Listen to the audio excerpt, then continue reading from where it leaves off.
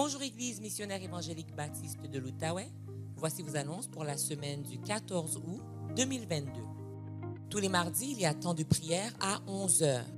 L'Association des fermiers chrétiens du Canada nous invite à participer aux prochains événements d'évangélisation à Shawville, au International Plowing Match et à Ladysmith Oktoberfest. Pour vous inscrire et pour plus d'informations, veuillez écrire à Amélie à domdoba@gmail.com. domdoba@gmail.com. Pour les dîmes et les offrandes, nous le faisons par virement Interact. L'adresse est trésorerie@emebo.org. Dans la section questions, vous mettez l'objet de votre don et le mot de passe est emebo84 en minuscule. Nous souhaitons joyeux anniversaire à tous ceux qui célèbrent un anniversaire de naissance, de mariage ou de conversion cette semaine. Joyeux anniversaire. À tous nos visiteurs, nous vous souhaitons la bienvenue parmi nous. Si vous avez des questions ou un besoin, s'il vous plaît, nous contacter par les moyens affichés à l'écran. En vous souhaitant bonne adoration, bon culte. Frères et sœurs en Jésus-Christ, amis visiteurs, internautes, bienvenue à notre culte d'adoration et de louange de l'Église missionnaire évangélique baptiste de l'Outaouais. Que la paix et la grâce du Seigneur soient avec vous. Nous revenons ce matin en ce lieu de culte et nous savons qu'il y a beaucoup de nos frères et sœurs qui sont probablement en ligne pour offrir notre adoration et nos louanges en commune à Jésus-Christ, notre Seigneur et notre Sauveur. Nous sommes son peuple et le troupeau de son pâturage.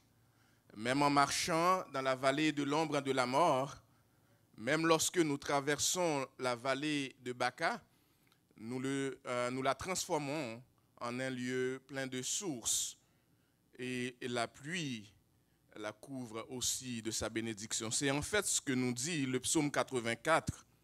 Heureux ceux qui placent en toi leur appui. Ils trouvent dans leur cœur des chemins tout tracés. Lorsqu'ils traversent la vallée de Baca, ils la transforment en un lieu plein de sources. Et la pluie la couvre aussi de bénédiction. Le texte continue pour dire « Toi qui es notre bouclier, vois, ô Dieu, et regarde dans la face de ton roi. Mieux vaut un jour dans tes parvis que 1000 ailleurs. Je préfère me tenir sous le seuil de la maison de mon Dieu plutôt que d'habiter sous les tentes de la méchanceté. Car l'Éternel est un soleil, est un bouclier. L'Éternel donne la grâce et la gloire. Il ne refuse aucun bien à ceux qui marchent dans l'intégrité. L'Éternel des armées. Heureux l'homme qui se confie en toi. C'est ce que nous faisons ce matin. Peu importe les circonstances, nous venons devant le Dieu de l'univers pour l'adorer en esprit et en vérité. Alors que l'Esprit du Seigneur nous accompagne dans la louange et dans l'adoration. Bon culte. Amen. Amen. Béni soit Dieu le Père de notre Seigneur Jésus-Christ, qui nous a bénis de toutes sortes de bénédictions spirituelles dans les lieux célestes. La parole nous dit aussi, rappelle à ton souvenir ce que l'Éternel, ton Dieu, a fait. Rappelle à ton souvenir ce que l'Éternel, ton Dieu, a fait. Levons-nous ensemble et chantons, compte les bienfaits de Dieu, mets-les tous devant tes yeux. Tu verras combien le nombre en est grand.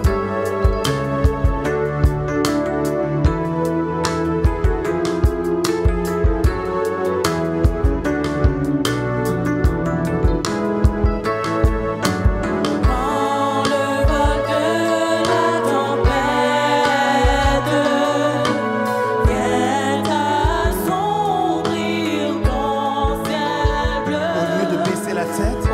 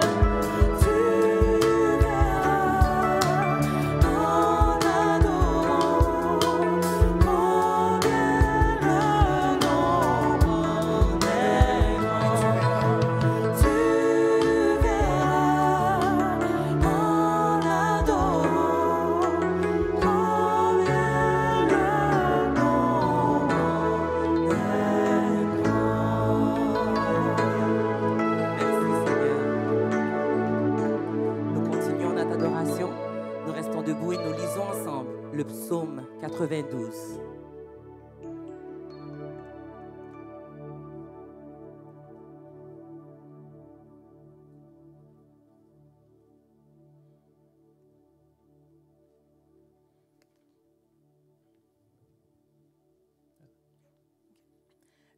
Il est beau de louer l'Éternel et de célébrer ton nom au Très-Haut, d'annoncer le matin ta bonté et ta fidélité pendant la nuit, sur l'instrument à 10 cordes et sur le luth, au son de la harpe.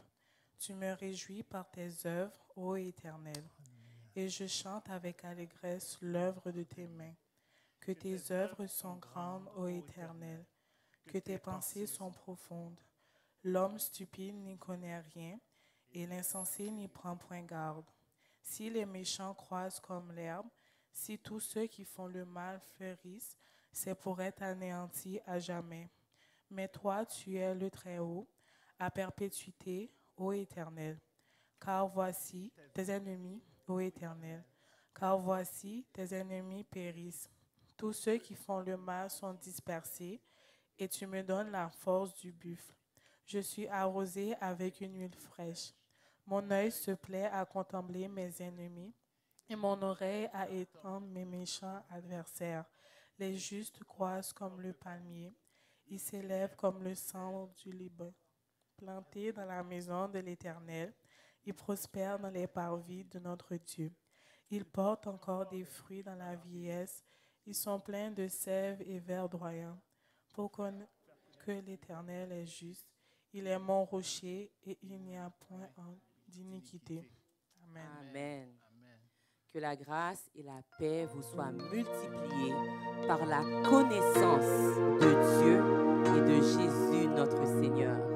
La parole nous dit que la vie éternelle, c'est qu'ils te connaissent, toi, le seul vrai Dieu, et celui que tu as envoyé, Jésus-Christ. Nous allons chanter ensemble ce beau cantique. Oh, quel bonheur de le connaître, l'ami qui ne saurait changer, de l'avoir ici-bas pour maître, pour défenseur et pour berger. Amen.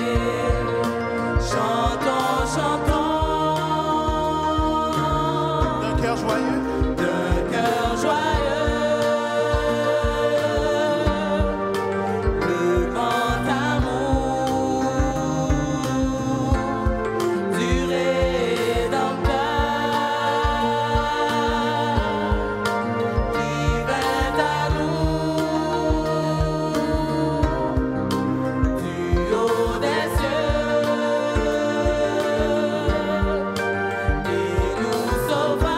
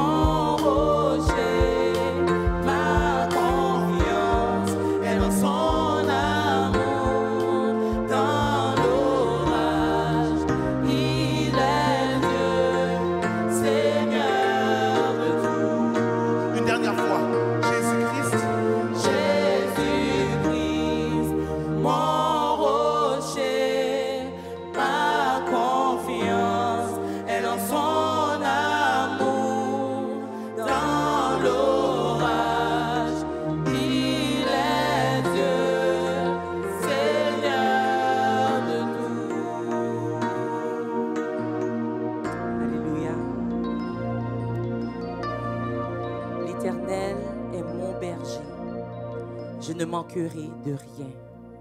Il me fait reposer dans de verts pâturages.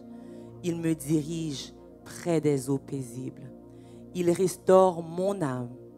Il me conduit dans les sentiers de la justice à cause de son nom.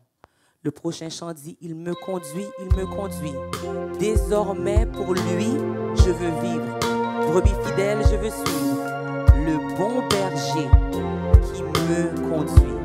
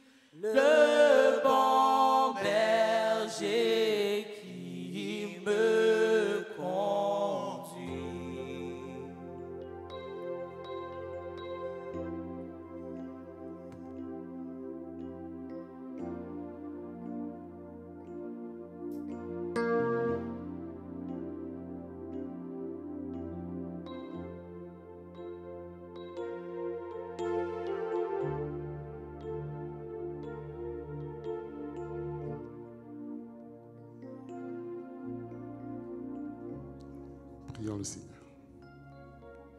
Car je connais les projets que j'ai formés sur vous, dit l'Éternel. Projets de paix et non de malheur, afin de vous donner un avenir et de l'espérance. Vous m'invoquerez et vous partirez. Vous me prierez et je vous exaucerai.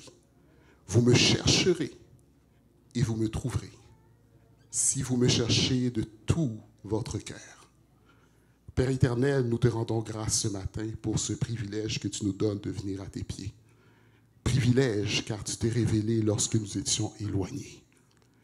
Tu nous as déclarés justes. Tu nous as lavés. Tu nous as mis à part pour accomplir les œuvres que tu as préparées d'avance pour ta gloire. Aujourd'hui, nous pouvons nous tourner vers toi et avoir recours à tes promesses.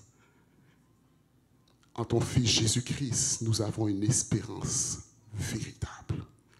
Nous voulons te remercier pour cette semaine que tu nous as permis de passer en bien. Merci pour les choses visibles et merci pour les choses invisibles que tu as faites dans nos vies.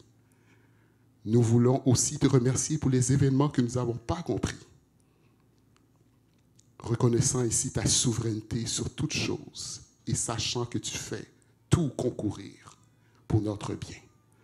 Éternel, daigne écouter les confessions et les requêtes de ton serviteur et sois attentif à l'expression des sentiments de ton peuple présent ce matin. Ce matin, nous confessons que nous ne t'avons pas cherché de tout notre cœur, comme nous aurions dû le faire. Nous avons laissé les distractions du monde nuire à l'action de ton esprit dans nos vies. Nous avons négligé le don et le mandat que tu nous as donné. Père, daigne nous pardonner. Restaure nos âmes et ne nous laisse pas servir autre que toi. Par la foi, rends-nous triomphants sur nos faiblesses. Affermis nos pas dans ta parole et ne laisse aucune iniquité dominer sur nous. Que ton peuple marche en ton nom, de victoire en victoire sur le péché, tel que tu nous as destinés. Seigneur, ton assemblée est en deuil ce matin. Nous avons une pensée particulière pour la sœur Régna et toute la famille Tourigny. Nous avons aussi une pensée particulière pour la sœur Nadège qui a perdu une cousine. Nous te prions, Seigneur. Nous ne te prions pas, Seigneur, pour chercher une explication entre tes mains ou te demander de rendre compte de ces tristes événements. Mais nous prions pour la consolation ce matin. Daigne consoler ceux qui sont touchés par un départ d'un être triste, d'un être cher ce matin. Par ton esprit, donne la grâce à ton Église de faire les bons gestes, de dire les bons mots pour contribuer à apaiser la tristesse de nos frères et sœurs. Réconforte-les toi-même. Que ces événements tournent à notre bien et contribuent au salut de plusieurs.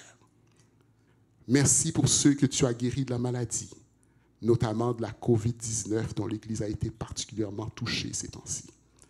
Soulage ceux qui souffrent de façon chronique et dont la médecine trébuche à trouver des solutions. Fortifie ceux qui attendent un diagnostic du médecin. Donne à ton peuple d'adopter de bonnes pratiques de vie en respectant le corps que tu nous as prêté. Les dernières semaines ont été difficiles sur les bords des piscines de la province. Merci de continuer de préserver nos jeunes en cette saison estivale. Merci pour leur succès au niveau des études.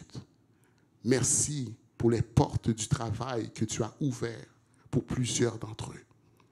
Comme tu l'as fait pour le jeune Samuel, attire nos enfants à toi. Alors que certains s'apprêtent à quitter le nid familial pour aller étudier ailleurs, nous te demandons de les préserver du mal. Préserve-les de ne pas se laisser modeler par le monde actuel, mais qu'ils se laissent transformer par le renouvellement de leur intelligence afin de discerner ta volonté. Qu'ils placent en toi leur appui et qu'ils trouvent en leur cœur des chemins tout tracés lorsqu'ils auront à faire un choix de carrière, un choix de partenaire de vie et toutes sortes de décisions difficiles. Qu'ils cherchent et trouvent leur identité en toi. Nous constatons aujourd'hui que les institutions que tu as mises en place sont attaquées de toutes parts. Les bornes anciennes sont déplacées et les dirigeants changent les définitions que nous croyons acquises depuis toujours. Nous savons que par ta parole, que le cœur de roi est un courant d'eau d'entre tes mains. Tu l'inclines partout où tu le veux. Donne à nos gouvernements sagesse, discernement et surtout crainte de ton nom pour qu'ils puissent prendre des décisions conformes à ta volonté et que ton peuple puisse vivre en toute honnêteté. Et enfin, nous te remercions pour la manifestation des dons que tu mets disponibles dans ton Église pour l'édifier. Merci pour l'entente au niveau du conseil pastoral. Nous sommes reconnaissants pour la capacité que tu donnes à ton Église de subvenir à ses obligations à tous les niveaux. Nous prions pour que ton Église reste attachée à la vérité et en recherchant les choses d'en haut. Que ton Église reste fidèle dans l'application des dons que tu nous as accordés par l'efficacité de ta puissance. Que l'ennemi qui rôde comme un lion rugissant soit éloigné par notre amour. Façonne en nous des cœurs d'adorateurs. Donne-nous d'aimer et de ne pas être indifférents à la situation des personnes qui ne sont pas en relation avec toi. Fais de nous cette génération choisie qui active sa foi et qui marche en ton nom. Que nous soyons reconnus comme des enfants par l'amour que nous manifestons les uns pour les autres. Père éternel, reçois favorablement les paroles de ma bouche et les sentiments de nos cœurs. Ô Éternel, notre rocher, notre libérateur. C'est dans le nom de ton Fils Jésus que nous t'avons prié ici. Amen.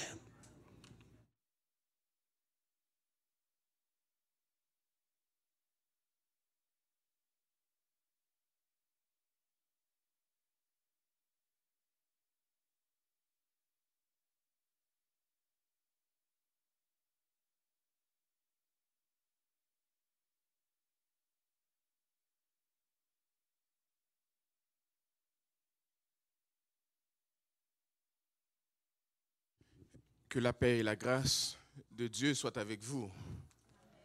La paix et la grâce du Seigneur soient avec vous.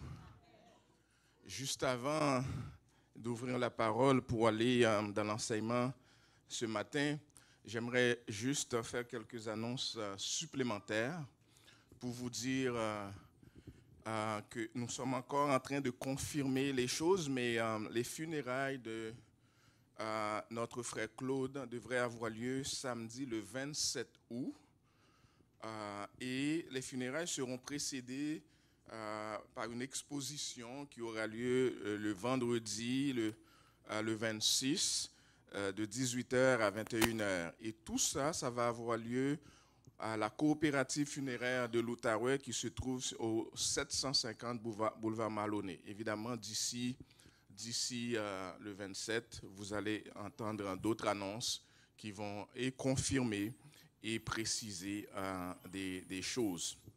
Je voudrais aussi, notre frère a prié pour nos jeunes, quelques de nos jeunes qui vont quitter, qui ont déjà quitté et qui vont quitter pour aller à Montréal étudier. Je ne vais pas prier à nouveau parce que notre frère l'a fait, il l'a bien fait. On va tout simplement demander à ma fille biologique et spirituelle, Anaïs, Pierre, et à mon fils spirituel, Grégor, de se lever, qu'on puisse vous voir et que l'Église vous connaît très bien déjà, mais qu'on puisse prier pour vous de manière régulière et que vous soyez nos missionnaires à Montréal, que le Seigneur soit avec vous pour continuer à le servir avec joie. Et à chaque fois que Dieu vous donne l'occasion, que vous reveniez ici à l'église locale pour adorer le Seigneur ensemble. Je n'ai pas encore donné de lettre de transfert parce que ça me gêne le cœur de le faire. Mais on doit être tout aussi content que nos jeunes se déplacent parce qu'on accueille aussi des jeunes et on est content de les recevoir, n'est-ce pas? Donc, quand le Seigneur leur donne l'occasion d'aller étudier, d'aller ailleurs, que nous puissions les garder en prière et souhaiter que la paix de Dieu les accompagne. Alors que la paix de Dieu vous accompagne, que le Seigneur vous bénisse abondamment. Et vous disons que vous dire aussi que les vacances se terminent pour notre frère Pasteur Gordon. Il revient demain. Et si Dieu le veut, nous allons commencer de notre côté avec la famille quelques semaines de vacances. Et je vous demanderai pour tout ce qu'il y ait besoin de l'Église de ne pas hésiter à contacter Pasteur Gordon ou un membre du conseil pastoral pour les prochaines semaines. La deuxième semaine de nos vacances, si Dieu nous prête encore vie, on sera à l'extérieur, au Mexique, pour célébrer un mariage. Donc, nous comptons sur vos prières, que tout se passe bien et que nous puissions revenir en bien par la grâce de Dieu, comme Dieu a fait pour plusieurs de nos frères et sœurs qui ont été en vacances ailleurs et au Mexique et qui sont revenus très très bien. Nous les voyons, ils ont l'air très en forme et nous prions qu'ils restent très en forme. Donc, que le Seigneur soit avec nous tous. Chers amis, la nouvelle du décès de notre frère Claude Tourigny a été un dur coup pour nous tous cette semaine, particulièrement pour ceux d'entre nous qui avons eu le bonheur d'être proches de Claude ou de travailler avec lui dans un ministère ou ailleurs. C'était un de nos anciens, un de nos plus anciens, si on peut dire. Claude était un homme de bien, chaleureux, généreux de son temps, aimable, serviable et qui veillait sur les gens autour de lui. Il voulait toujours que je prenne un peu de vacances parce qu'il trouvait que j'en faisais un peu trop. Il veillait un peu sur nous comme ça au sein du conseil pastoral. Nous remercions le Seigneur pour le privilège que nous avons eu à le côtoyer.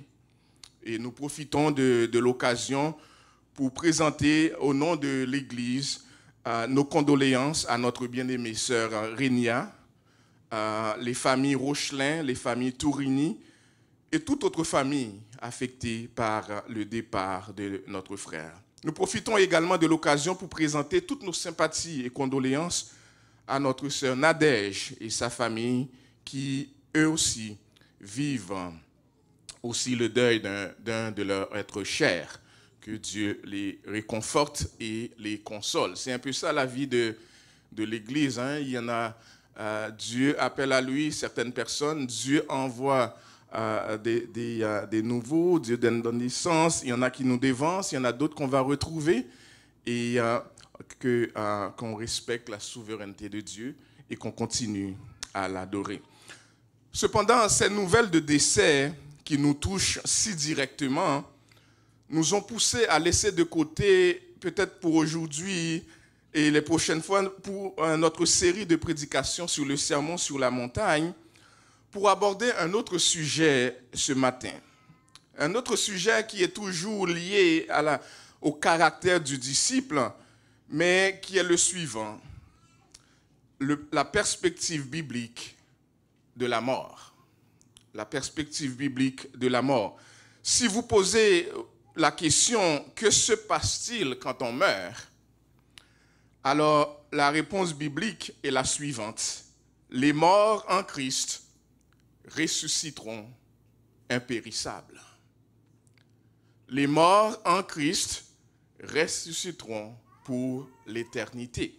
Et c'est important qu'on le sache, nous qui sommes croyants, disciples de Jésus-Christ. Le passage principal de notre message de ce matin se trouve en 1 Corinthiens chapitre 15, un texte qui est très très long, que je vais seulement lire les versets 50 à 57. 1 Corinthiens chapitre 15, je lis pour nous les versets 50 à 57. Ce que je dis, frères, c'est que la chair et le sang ne peuvent hériter le royaume de Dieu et que la corruption n'hérite pas l'incorruptibilité. Voici, je vous dis un mystère. Nous ne mourrons pas tous, mais tous nous serons changés. En un instant, en un clin d'œil, à la dernière trompette, la trompette sonnera et les morts ressusciteront incorruptibles et nous serons changés. Car il faut que ce corps corruptible revête l'incorruptibilité et que ce corps mortel aura revêtu l'immortalité. Alors s'accomplira la parole qui est écrite: la mort a été engloutie dans la victoire. Ô mort, où est ta victoire? Ô mort, où est ton aiguillon? L'aiguillon de la mort, c'est le péché. Et la puissance du péché, c'est la loi. Mais grâce soit rendue à Dieu qui nous donne la victoire par notre Seigneur Jésus-Christ. Mais grâce soit rendue à Dieu qui nous donne la victoire par notre Seigneur Jésus-Christ. Prions. Notre bon Père Céleste, nous sommes toujours tout petits devant ta parole et surtout avec la responsabilité de l'enseigner. Nous avons besoin que tu nous oignes par ton esprit et que tu délies nos lèvres, nos pensées de manière à parler, à proclamer ta parole avec grâce, simplicité. Je prie que tu en fasses autant pour ton peuple qui écoute ici en présentiel et ailleurs, un peu partout. Que tu leur donnes d'écouter avec attention et que ton esprit travaille en eux pour que le message que tu as pour nous ce matin soit entendu de manière claire, pour que ton nom soit glorifié en toutes choses. Nous te prions et te remercions dans le précieux nom de Jésus. Amen. Amen. Au sujet de la vie et de la mort, chers amis, l'apôtre Paul exprimait clairement ses trois préférences. Paul explique de manière très claire, lorsqu'il est question de la vie et de la mort, qu'est-ce qu'il préfère. Et il nous donne ces trois préférences. Il donne ces trois préférences et il nous les donne par ordre d'importance. Sa première préférence était d'être en vie au retour de Christ. Paul dit, si ça dépendait de moi, je préférerais ne pas avoir à mourir. Pendant que je suis vivant, Christ revient et je pars avec lui. C'est ma première préférence. C'est sa première préférence. Vivre la transformation de son corps mortel en un corps immortel qui vivrait avec Christ pour toujours dans son royaume. C'est ce qu'il préférait. Regardons comment il dit ça en 2 Corinthiens, chapitre 1, versets 1 à 4. 2 Corinthiens, chapitre 5, versets 1 à 4. Paul dit, nous savons en effet que si cette tente, il parle de la tente de son corps, si cette tente où nous habitons sur la terre est détruite, nous avons dans le ciel un édifice qui est l'ouvrage de Dieu, une demeure éternelle qui n'a pas été faite de main d'homme. Aussi nous gémissons dans cette tente, désirant revertir notre domicile céleste. Si du moins nous sommes trouvés vêtus et non pas nus. Verset 4. Car tandis que nous sommes dans cette tente, nous gémissons, accablés, parce que nous voulons non pas nous dépouiller, mais nous revêtir, afin que ce corps mortel soit englouti par la vie. Ce corps mortel soit englouti. Christ revient et nous glorifie et nous prend avec lui, et on monte au ciel avec lui. C'est sa première préférence. Il veut que son corps mortel soit englouti dans le nouveau corps spirituel, immortel, à la dernière trompette, lorsque Christ descendra du ciel pour établir son royaume et mettre fin à tout. C'était sa première préférence. Cependant, chers amis, et vous l'auriez deviné, puisque l'apôtre Paul sait très bien qu'il n'a pas de contrôle sur le retour de Christ, sur sa venue, et qu'il n'a surtout pas de contrôle sur ce que Dieu fait, alors il exprime sa deuxième préférence. Sa deuxième préférence, il dit, je préfère mourir et être avec Christ plutôt que de rester dans ce monde de misère et de souffrance. Il dit, ma première préférence, ça serait de ne pas mourir et de monter au ciel avec Christ. Mais comme je n'ai pas de contrôle là-dessus, c'est Dieu qui décide, ma deuxième préférence, ça serait que Dieu m'appelle le plus vite possible pour que j'aille vivre avec lui et ne pas avoir à connaître les souffrances, les douleurs, les maladies, les misères, les cancers et tout ce qui vient avec. Et c'est ça qu'il exprime en 2 Corinthiens chapitre 5, verset 8. Il dit, nous sommes pleins de confiance et nous aimons mieux quitter ce corps et demeurer auprès du Seigneur. Plutôt que de gémir ici et de supporter les luttes, les maladies et le péché de cette vie, il préfère mourir et être avec le Seigneur.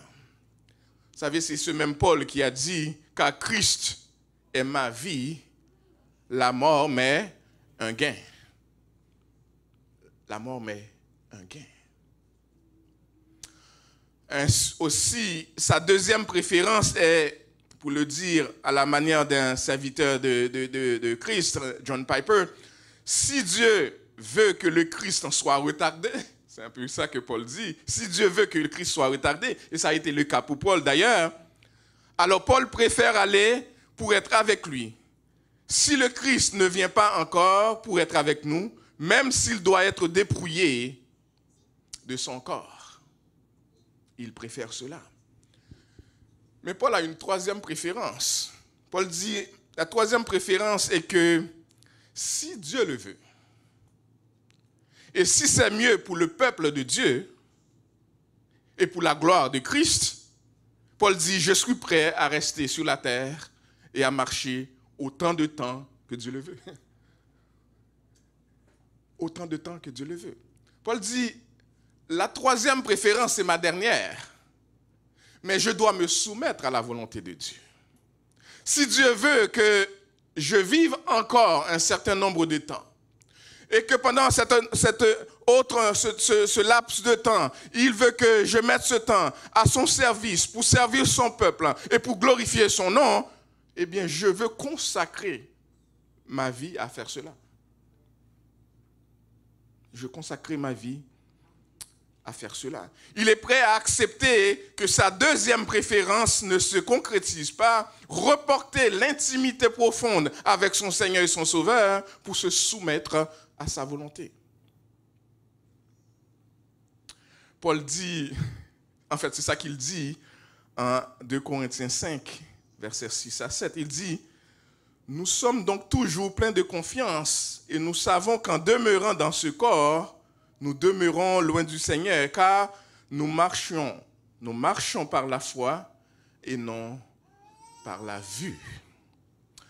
Il dit aux Philippiens qu'il resterait et continuerait avec eux pour l'avancement du règne de Dieu et pour la joie et pour leur foi et pour leur encouragement. Paul dit, si ma première préférence ne se réalise pas, donc je ne monte pas avec Christ, si ma deuxième préférence ne se réalise pas tout de suite parce que Dieu ne m'appelle pas tout de suite pour être avec lui, alors ce que je vais faire avec ma troisième préférence, c'est que je vais consacrer ma vie à le servir. Sa troisième préférence. Je ne vais pas gaspiller mon temps. Je vais consacrer mon temps, ma troisième préférence, parce que c'est ce que Dieu veut et ça va être pour lui, pour son peuple, pour glorifier son nom, pour l'élever. Et il décidera quand il voudra m'appeler à lui. Sa troisième préférence est donc de poursuivre le ministère et d'utiliser son temps sur la terre pour faire avancer la foi et la joie des autres que Dieu l'appelle à servir. N'est-ce pas extraordinaire?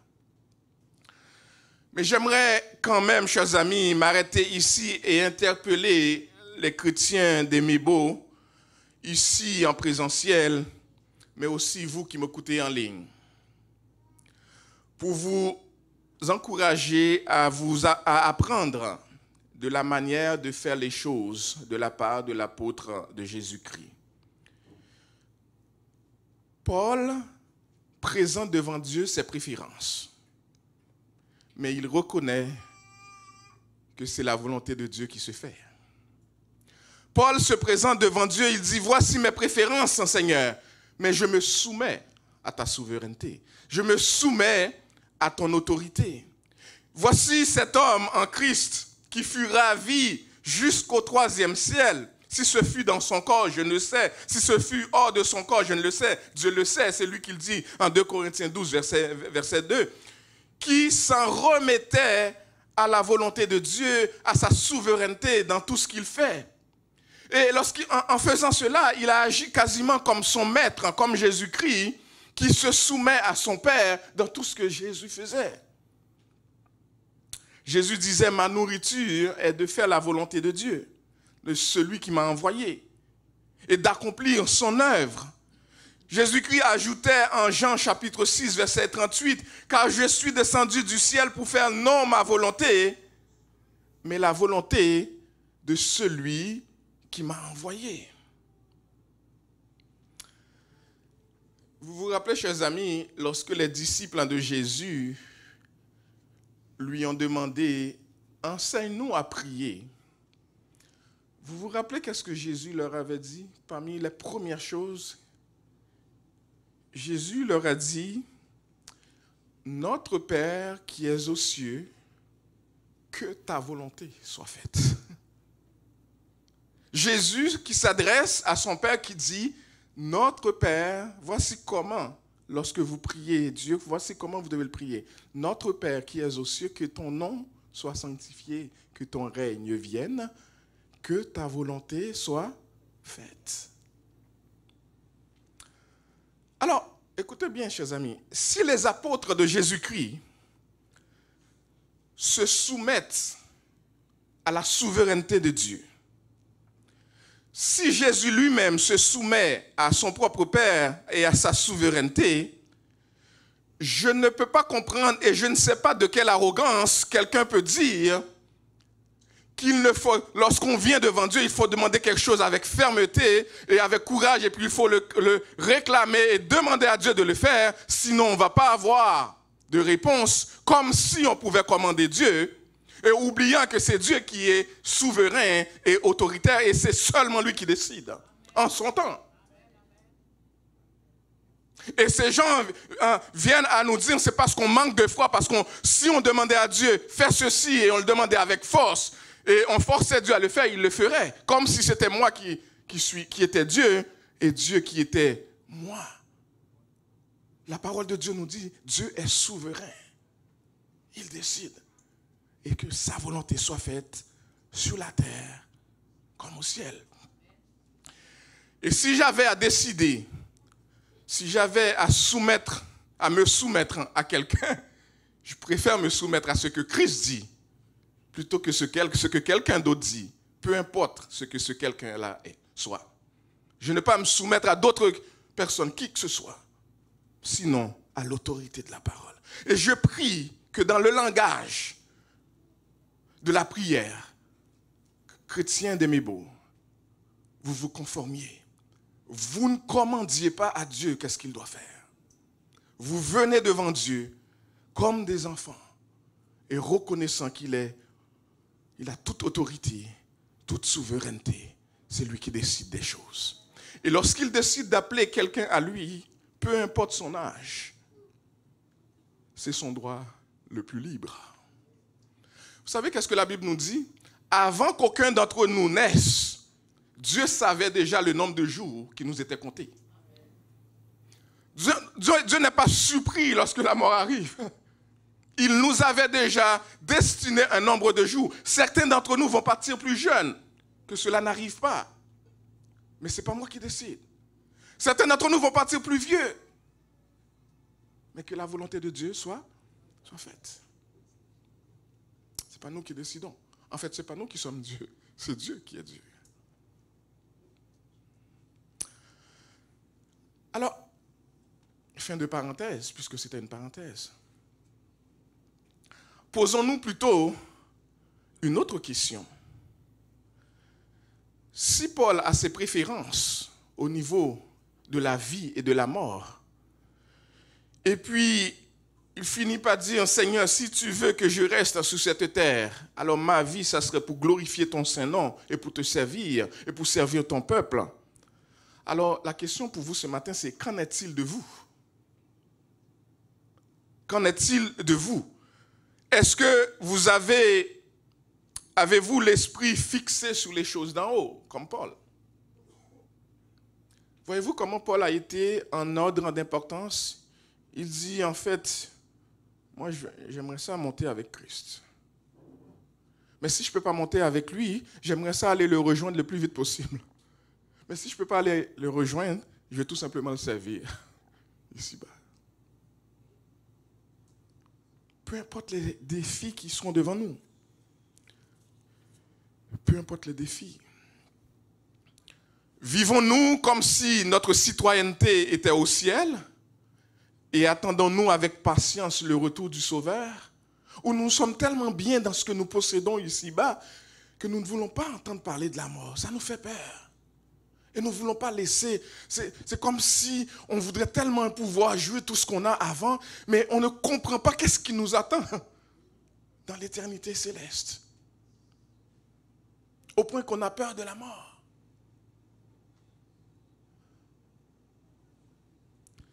Et avec les chrétiens d'aujourd'hui, on ne peut même pas donner des exemples de la mort. Parce que les gens deviennent tellement superstitieux, ils vont dire, non, pasteur, prenez un autre exemple, pas sur moi.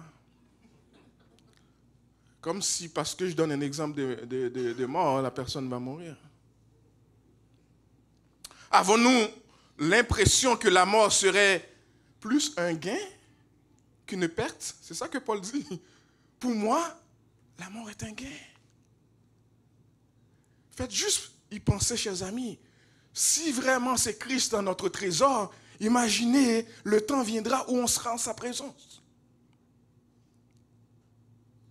Les gens qui vont se marier ne doivent pas tellement aimer entendre ça, mais ça sera encore plus heureux avec Christ. Je ne sais pas qu'est-ce que Mike et Benslin penseraient, pour ne pas citer d'autres exemples. Sommes-nous tellement empêtrés dans ce monde que le quitter serait la pire chose pour nous? Ou est-ce que les biens que Dieu nous donne, les richesses qui sont autour de nous, deviennent tellement importants pour nous que ça devient nos trésors? Voici la bonne perspective, chers amis. La bonne perspective qui est la perspective biblique de la mort. Pour avoir la bonne perspective de la vie et de la mort, nous devons nous recentrer sur notre espérance finale. Chacun d'entre nous, ici présent, chacun d'entre nous qui écoute en ligne, chaque être humain est né pour mourir. Ça arrivera. Et ce n'est pas ça l'enjeu principal. L'enjeu principal, c'est est-ce qu'on aura vécu une vie de sagesse que Dieu donne, pas en son Fils Jésus-Christ, et qu'est-ce qui sera le résultat après notre mort physique. Je vous ai déjà dit, nous ressusciterons tous.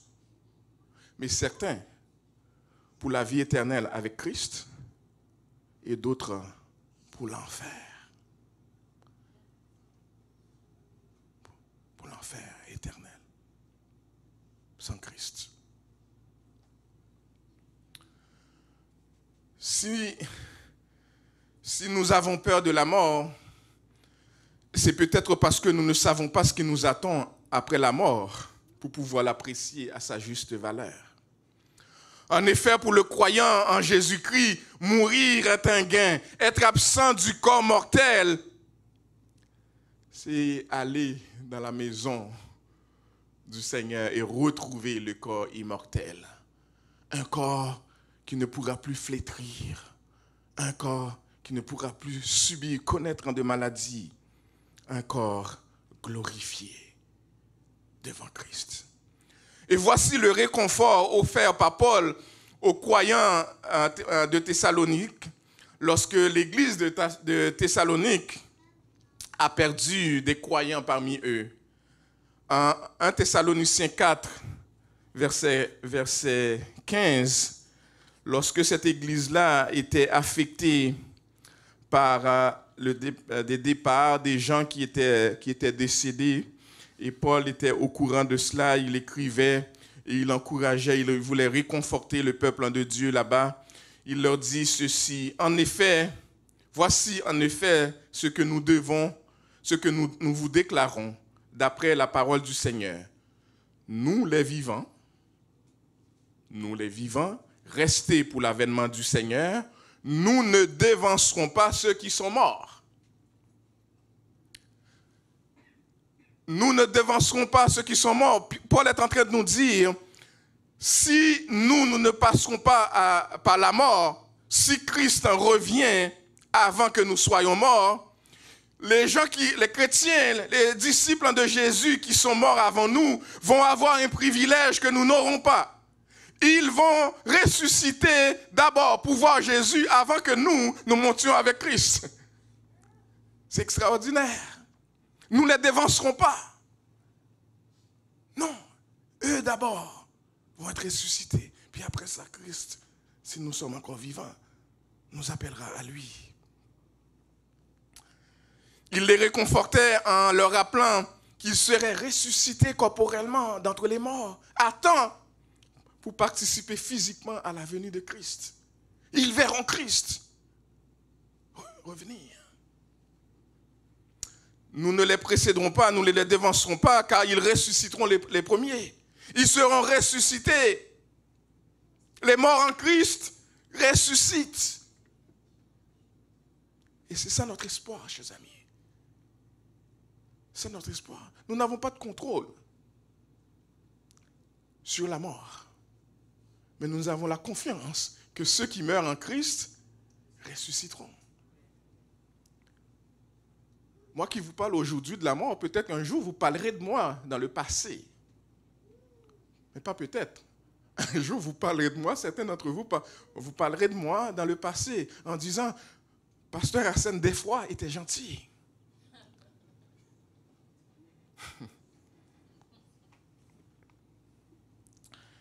Et le texte nous dit, continue, versets 16 et 17, car le Seigneur lui-même, 1 Thessaloniciens 4, verset 16, car le Seigneur lui-même, et voici la description extraordinaire de ce qui s'en vient pour nous et pour les morts en Christ. Le Seigneur lui-même a un signal donné, à la voix d'un archange et au son de la trompette de Dieu, descendra du ciel et les morts en Christ ressusciteront premièrement. Ensuite, nous les vivants, qui seront restés, nous serons tous enlevés avec eux sur les nuées à la rencontre du Seigneur. C'est ça que Paul préférait.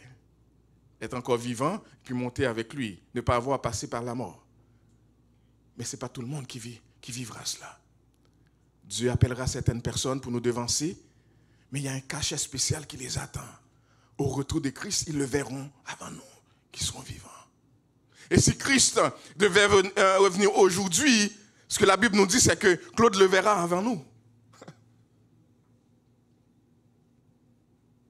Il le verra avant nous.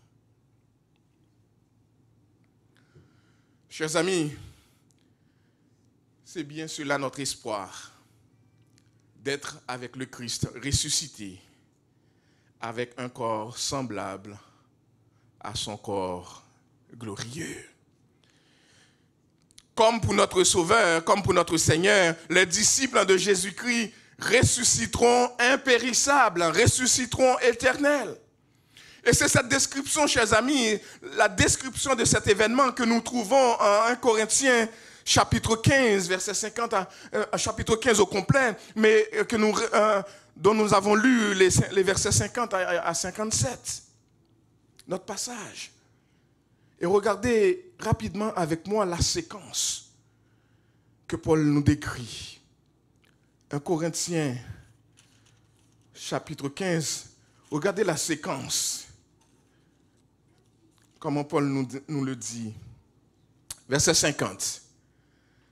Ce que je vous dis, frères, c'est que la chair et le sang ne peuvent hériter le royaume de Dieu et que la corruption n'héritera pas l'incorruptibilité.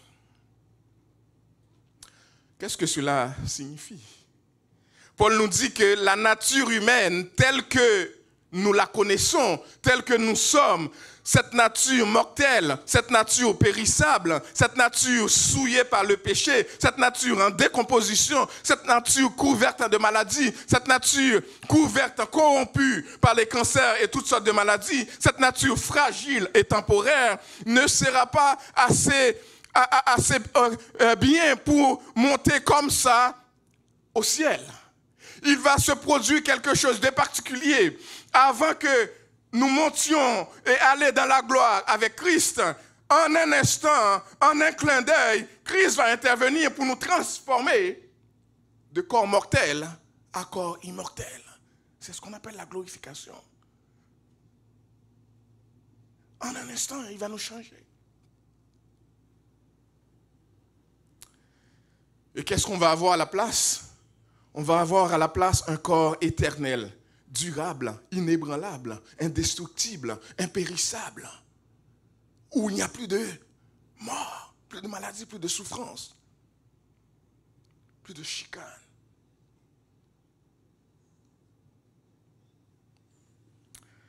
Et ce qui est intéressant, le texte nous dit, verset 52, en un instant, en un clin d'œil, à la dernière trompette, la trompette sonnera et les morts ressusciteront incorruptibles et nous serons changés. Et souvent, les gens nous posent la question, après la mort, comment est-ce que je serai? Il faut dire que, personnellement, je ne peux pas vous dire comment vous serez, parce que je n'ai pas fait encore l'expérience de la mort pour revenir, mais ce que la Bible dit, c'est que nous serons changés. Autrement dit, on va se reconnaître les uns les autres. On va se reconnaître. On va avoir un corps transformé, glorifié, mais le même corps. Et si vous me dites, mais pasteur, il y a des gens qui sont décédés et puis qui se font incinérer, et puis je ne sais pas comment Dieu va fonctionner. Mais ce que le texte nous dit, regardez le texte, parce que ce n'est pas moi qui le dis, en un instant, en un clin d'œil, lorsque cela va arriver, verset 52, nous serons changés. Et ce corps corruptible revêtera l'incorruptibilité. Autrement dit, ce corps maintenant qui peut attraper la maladie, ce corps maintenant qui peut attraper le virus, ce corps maintenant qui peut supporter des cancers, ce ne sera plus le cas. Le péché serait exclu du monde de Christ. Et ce n'est pas un faux encouragement ou un faux réconfort quand on entend lors des funérailles que la personne qui souffrait, on peut dire, cette personne-là est maintenant dans les bras du Seigneur et ne souffre plus. Parce que cette personne-là est la personne en Christ. Revêtera un corps incorruptible pour l'éternité. Vous savez qu'est-ce que cela veut dire? Nous qui sommes en Christ, lorsque notre temps viendra pour mourir et lorsque Christ reviendra, on reverra notre frère Claude. On reverra ceux qui nous ont dévancés. Hier, j'ai été faire une visite au cimetière parce qu'on regarde des choses avec des familles en deuil. Et puis, je suis passé à côté de la tombe de Sœur Gerdy. Et puis, je me rappelle une sœur qui nous a dévancés. Et c'est ce qui va arriver. Mais un jour, la parole de Dieu nous dit, nous les reverrons. Les morts seront ressuscités, ils seront changés. deux choses qui se produisent. Ils seront, dans un premier temps, ressuscités. Il va avoir une continuité pour l'éternité. Et deuxièmement, ils seront changés. Ils seront rendus immortels. C'est ça le changement. Ce n'est pas qu'ils vont prendre notre corps. Ils seront rendus de mortels que nous sommes. Nous deviendrons immortels en Christ parce que glorifiés. Le corps deviendra un nouveau corps. Le corps deviendra un nouveau corps, mais ce sera le même corps, le corps transformé. Et quelle joie de savoir que même si par émotion et à cause de la relation que nous avons les uns avec les autres, nous pouvons pleurer le départ de nos frères et sœurs, mais nous avons cette espérance que nous les reverrons. Que nous les reverrons, nous qui sommes en Christ. Alors, quelques points à retenir dans ce message. Les croyants en Christ ressusciteront parce que la parole de Dieu le dit. Et Dieu n'est pas un homme pour mentir, ni un fils de l'homme pour se repentir. Ce que sa parole dit est vrai. Et il nous avait dit que le Sauveur viendra, serait venu, le Sauveur donnera sa vie, il sera crucifié, il passera un temps dans le tombeau, mais le troisième jour, il ressuscitera. Et c'est arrivé, Jésus-Christ est ressuscité. La parole de Dieu nous disait qu'il montera au ciel. Quelque temps après sa mort, il est monté au ciel. La parole de Dieu nous dit qu'il reviendra. Et nous sommes certains qu'il reviendra. Il reviendra.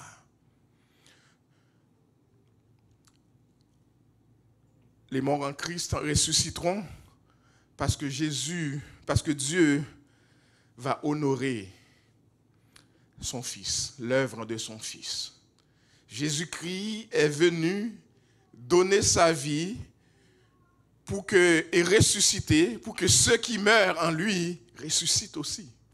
Et Dieu va honorer sa parole, va honorer l'œuvre de son Fils. Son Fils a payé le prix de sa vie pour que Dieu puisse être glorifié dans notre corps pour les siècles des siècles. Et nous avons été rachetés, la Bible nous dit, à un grand prix. Et Dieu nous appelle à glorifier donc Dieu dans notre corps. Que ce corps que Dieu nous donne, que ce corps, l'enveloppe qui nous porte, cette tente, que nous la traitions avec crainte à la gloire de Dieu. Et que nous fassions comme Paul pour dire, si Dieu ne revient pas pendant que je suis vivant pour monter avec lui, s'il ne décide pas de m'appeler tout de suite pour que j'aille le rejoindre, mais que ma vie ici-bas soit un parfum de bonne odeur pour tous ceux autour de moi. Que je fasse connaître Christ. Que je vive une vie qui glorifie Dieu, qui élève en Jésus-Christ. Peu importe les circonstances. C'est vrai que l'aiguillon de la mort, c'est le péché, mais Christ a porté la malédiction du péché à la croix. Amen. L'aiguillon de la mort, c'est le péché, mais Christ a porté la malédiction du péché à la croix. C'est vrai que la puissance du péché, nous dit 1 Corinthiens 15, verset 56, la puissance du péché, c'est la loi, mais Christ a satisfait aux exigences de la loi. Alors la mort éternelle n'a pas de pouvoir sur nous. Alors soyons réconfortés, chers amis, parce que les morts en Christ ressusciteront impérissables. Il y a quelques semaines de cela, dans le contexte d'un anniversaire, on m'avait invité à apporter une courte méditation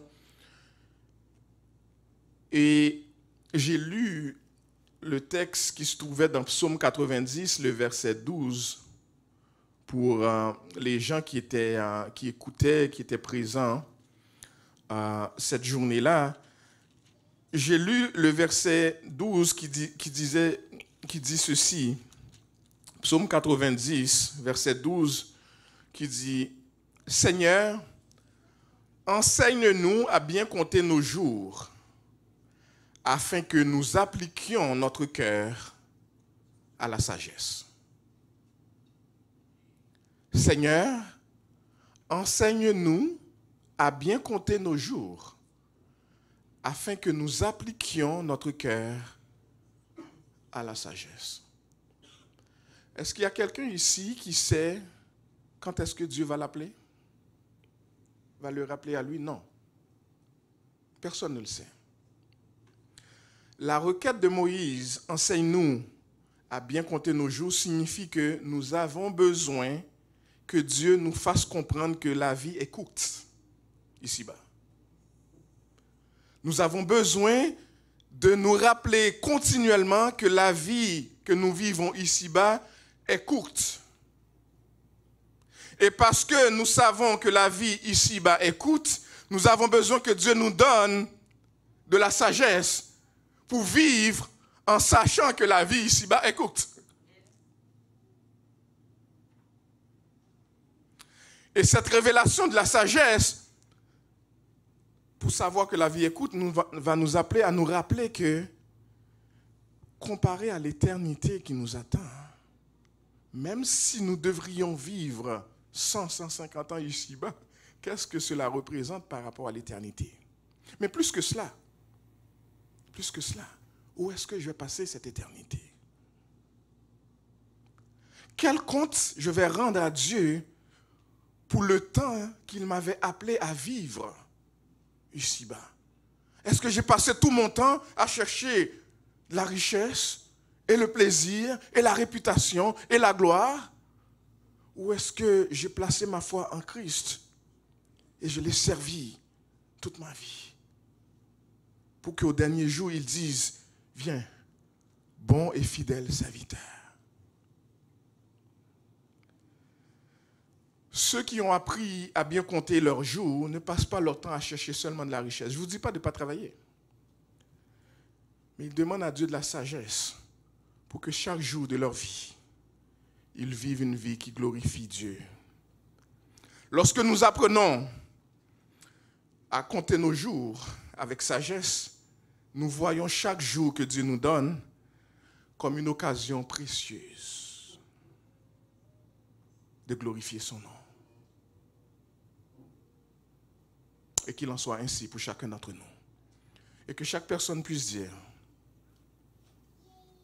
Seigneur, enseigne-moi à bien compter mes jours. Et que j'applique mon cœur à la sagesse. Que le Seigneur vous bénisse abondamment.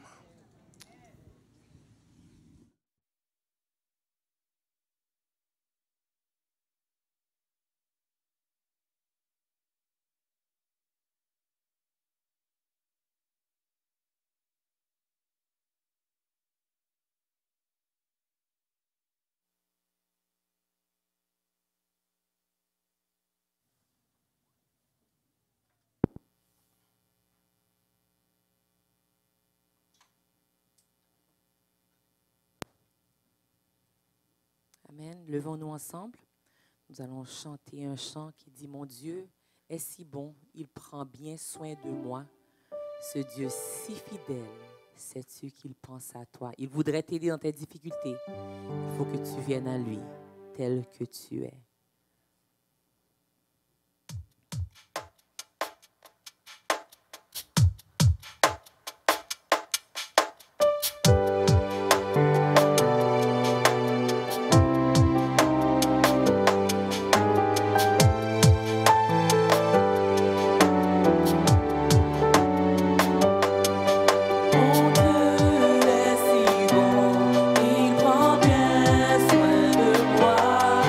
Ce